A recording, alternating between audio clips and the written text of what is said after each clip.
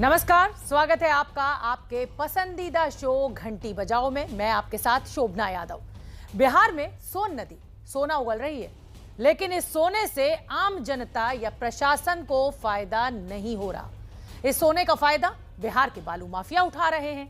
बालू माफिया अपनी दबंगई और धमक के दम पर सोन के सीने पर लूट का खंजर चला रहे हैं। और लूट के इस खेल की घंटी बजाई है हमारी संवाददाता निधिश्री झा ने। निधिश्री ने अपनी बेखौफ रिपोर्टिंग के दम पर बालू माफियाओं के इस काले कारोबार का पूरा कच्चा चिट्ठा खोलकर रख दिया है।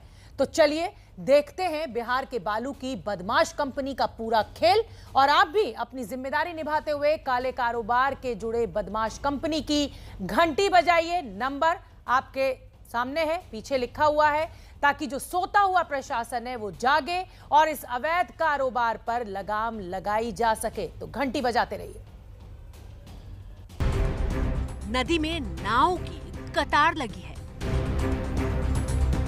एक के बाद एक नाव गुजरती है।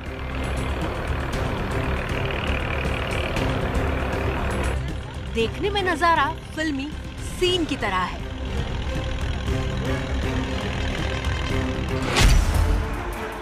मगर ये बिहार के रेत माफियाओं की काली करतूत की गवाही देने वाली तस्वीरें हैं। नाव पर रेत चादर की तरह बिछी हुई है। लोग अपना बोरिया बिस्तर लेकर डटे हुए हैं। कैमरे को देखकर एक दूसरे को कुछ इशारे भी कर रहे हैं।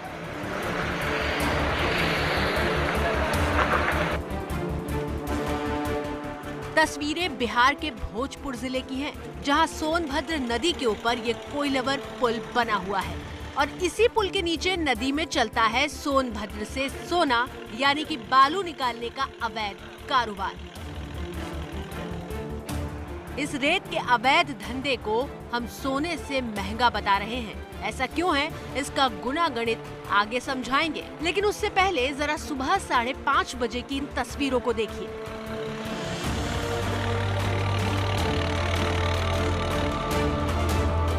बालू के अवैध खनन का सिलसिला कुछ यूं जारी है कि रात के अंधेरे के बीच ये नाव, बड़ी नावें आपको सामने दिखाई दे रही हैं और नियम कानून हुकूमत को खोखला करते हुए सोन नदी से बालू निकालने का जो सिलसिला है वो जारी है। तस्वीरें आपके सामने इस वक्त पटना से थोड़ी ही दूरी पर आरा शहर से पहले ये तस्वीर देखिए। इनको जरा सा भी इल्म नहीं है कि ये क्या कर रहे हैं और राजस्व का कितने करोड़ों का नुकसान हो रहा है।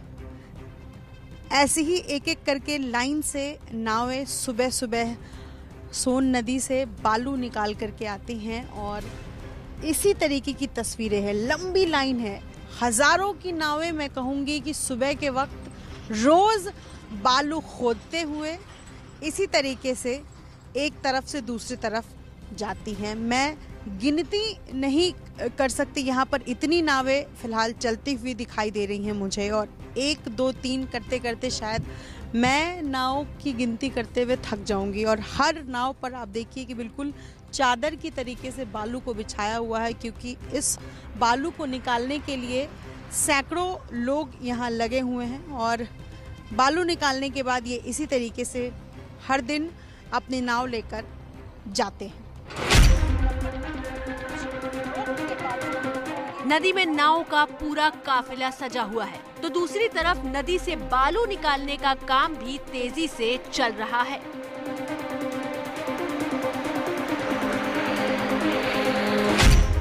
बिहार में सरकार ने 30 जून से 30 सितंबर तक रेत के खनन पर रोक लगाई है, लेकिन ये रोक कानूनी है। रेत माफियाओं के लिए ये वक्त तो सोनभद्र से सोना निकालने का है।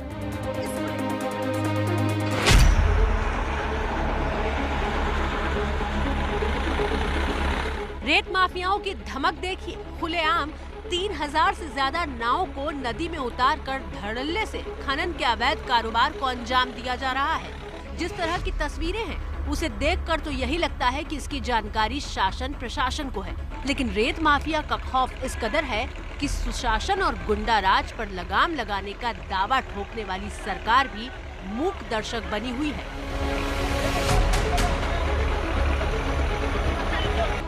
क्योंकि बात 1-2 करोड़ की नहीं बल्कि खेल बड़ा है। हर महीने 3000 नावों से करीब 360 करोड़ का खेला खेला जा रहा है और इस बात की तस्दीक इलाके के आम लोग भी कर रहे हैं।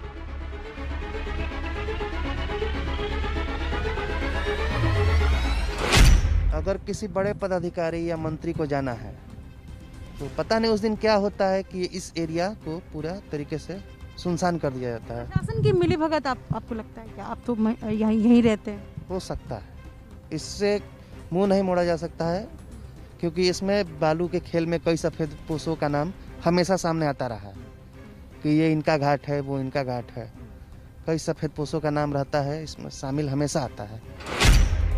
अब जरा बालू माफियाओं के इस काले खेल का पूरा कच्चा चिट्ठा हमारी संवाददाता निधि श्री झा से समझिए, जो रेत माफियाओं के खिलाफ प्रशासन की घंटी बजा रही हैं।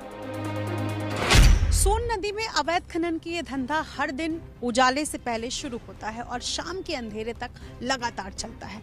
12 करोड़ का नुकसान हर दिन सरकार को होता है। ये आंकड़ा भी मैं आपको समझाऊंगी, लेकिन इस वक्त जो तस्वीरें नजर आ रही है सोन नदी में, आपको सीधी तस्वीर दिखाना चाहूंगी। सोन नदी के दूसरे किनारे कुछ यूं 1, 2, 3 आप गिनती करते रह जाएंगे और इसी तरीके से दोनों किनारों पर नाव लगी हुई और अवैध रेत का खनन जारी है। और ऐसा तब है जब सरकार ने जून से लेकर सितंबर के महीने तक रोक लगाई हुई है, क्योंकि बारिश का महीना शुरू हो जाता है और जून से लेकर सितंबर तक कुछ रोक के बावजूद जो ये बेखौफ लोग नाव पर सवार हैं और इसी तरीके से रेत और बालू का खनन शुरू करते हैं और इन्हें किसी से डर नहीं है। तस्वीरें देखिए, अब जो है वो उजाला होने को है, सूर्य निकलने को है, लेकिन उसके बावजूद इनका काम लगातार जारी है। आंकड़ों की अगर मैं बात करूं तो हर दिन करीब 3000 नाव सोन नदी में उतरती हैं और सुबह के वक्त कुछ ऐसी ही तस्वीर हर दिन यहाँ के लोग देखते हैं। 1 फीट बालू के सरकारी चालान की कीमत 800 रुपए है और एक ट्रक में औसतन 5 फीट बालू लोड होता है। एक ट्रक में यानी 4000 का बालू लोड होता है और एक नाव पर 10 ट्रक बालू ये लोग हर दिन लेकर जाते हैं, क्योंकि इनकी नाव बड़ी है और 10 ट्रक के मुताबिक बालू जो है वो एक नाव में बड़ी आसानी से ये लोड कर लेते हैं। और उस लिहाज से देखें तो 30,000 नाव, अगर 3000 नाव मैं कहूँगी अगर हर दिन इसी तरीके से सोन नदी में उतरती हैं तो आंकड़े बिठाया जाए तो 12 करोड़ का अवैध धंधा हर दिन इसी तरीके से ये लोग करते हैं। यानी बालू माफिया 12 करोड़ रुपए यूं कमा लेते हैं। आप इस गणित को समझने में आपको जो है वो वक्त लगेगा, लेकिन सोन नदी सोने से ज्यादा महंगी है और बालू माफिया बेखौफ होकर इसी तरीके का काला सौदा करते हैं। बिहार सरकार ने बाढ़ की वजह से रोक 3 महीने के लिए लगाई है, यानी कि 30 जून से 30 सितंबर तक रेत का खनन नहीं किया जाएगा। लेकिन बालू माफिया अपनी धमक से इन 3 महीनों में 1080 करोड़ तक का काला कारोबार कर लेते हैं। दरअसल सरकार टेंडर निकालती है और कंपनियों का पट्टा यानी जगह निर्धारित होता है, सिर्फ उन्हीं जगहों से वो खनन कर सकते हैं। ये तब पूर्णतः प्रतिबंधित होता है जब बिहार में बाढ़ होती है और आखिरी जून से लेकर सितंबर के महीने तक बिहार बाढ़ से प्रभावित होता है। लिहाजा एनजीटी के आदेश के बाद पॉलिसी बनाई गई और उसके बाद इन 3 महीनों में बिहार में पूरी तरीके से बालू या रेत की खुदाई पर प्रतिबंध लगाया गया। लेकिन इसी 3 महीने में बालू माफियाओं का असल खेल शुरू होता है। अब खेल में बड़े माफिया नहीं बल्कि छोटे ठेले वालों को भी मुनाफा मिल जाता है। हमारी संवाददाता निधि श्री झा ने जब इन ठेले वालों से बात करनी चाहिए तो कैमरा देखते ही ये ठेले वाले भागने की कोशिश करने लगे।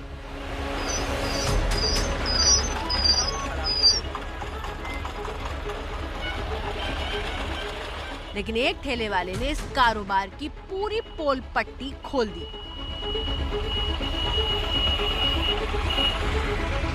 ये आरा शहर है और सुबह का वक्त है और इसी तरीके से ठेले से ये लोग लेकर गए हैं और जब हमारी माइक इनके सामने पड़ी है तो भाग गए हैं। जरा दूसरी तरफ विशाल राय हमारे कैमरा पर्सन दिखा रहे हैं तस्वीर की किसी तरीके से ये ठेले वाले लेकर जा रहे हैं। आपने कितने में खरीदा है? 600 में। 600 एक बोरा? नहीं, टोटल 600 रुपये में आपने खरीदा। हाँ। अब आप कितने में बेचेंगे? 1000 में। यानी एक ठेला पर आपको 400 रुपए की बचत। हाँ बचत है, मजदूरी है। रेत माफियाओं का एक खेल इतना खतरनाक है कि ब्रॉडसन नाम की कंपनी जिसे खनन का ठेका मिला था वो सरेंडर कर गई। कंपनी ने अपनी तरफ से चिट्ठी लिखकर त्राहिमाम संदेश भी जारी कर दिया और 135 घाटों का सरकारी टेंडर होने के बाद भी कंपनी ने घुटने टेक दिए। पिछले 1 साल से लगातार प्रशासन की तरफ से मदद मांगने का प्रयास किया गया उन लोगों के द्वारा, और प्रशासन इस पे लापरवाही बरत रही थी, इन चीज़ों को गंभीरता से नहीं ले रही थी। जहाँ तक मुझे जानकारी है, इन चीज़ों को गंभीरता से नहीं लिया जा रहा था। लगातार उनको इस बात को बताया जा रहा था कि आपराधिक लोग बहुत हावी होते जा रहे हैं और एक रैकेट और एक सिस्टम क्रिएट करते जा रहे हैं, जो रैकेट हम लोगों को बड़ा क्षति पहुंचा रहा है और सरकार का रेवेन्यू देने में हम लोगों को बड़ी परेशानी हो रही है। कई चिट्ठियां लिखी इन्होंने कि सुरक्षा प्रदान की जाए। कई जगह चेक पोस्ट बनाए गए, जहाँ तक हमें ज्ञात है कि चेक पोस्ट पर सुरक्षा नहीं दी गई। तीनों जिलों में कंपनी ने काम बंद कर दिया है। इस पूरे मामले पर जब हमारी टीम बिहार के खान भूतत्व विभाग के मंत्री की प्रतिक्रिया लेने के लिए उनके सरकारी आवास पर पहुंची, तो मंत्री जनक राम अपने बंगले पर नहीं थे और मंत्री जी के सचिव ने जानकारी ही देने से इनकार कर दिया। खान भूतत्व विभाग के प्रधान सचिव हरजोत कौर बमरा के केबिन के बाहर में मौजूद हूँ और आपको मैं बता दूं कि हाल ही में इस पूरे मामले को लेकर हरजोत कौर बमरा की तरफ से डीजीपी को चिट्ठी लिखी गई, जिसमें ये कहा गया कि अवैध खनन के मामले में कहीं ना कहीं पुलिस की भी मिलीभगत है। लेकिन जब मैं इनके ऑफिस में पहुंची हूँ और इनसे बात करने की कोशिश की है, तो इन्होंने फिलहाल हमसे मिलने से मना कर दिया है। लिहाजा अवैध खनन पर क्या विभाग की तरफ से कार्रवाई की जाएगी और क्या कुछ ठोस कदम लिए जाएंगे, इस पर फिलहाल जानकारी नहीं मिल पाई है। दूसरी तरफ पुलिस की माने तो वो कहती है कि 30 जून को पुलिस ने कार्रवाई करते हुए 3 नावों को जब्त किया है। पुलिस कार्रवाई की बात कर सफाई पेश कर रही है, लेकिन हमारी संवाददाता निधि श्री झा ने जो तस्वीरें दिखाई हैं वो 1 जुलाई की हैं। तो ऐसे में यही लग रहा है कि बालू माफियाओं के आगे सरकारी अमला बेबस है।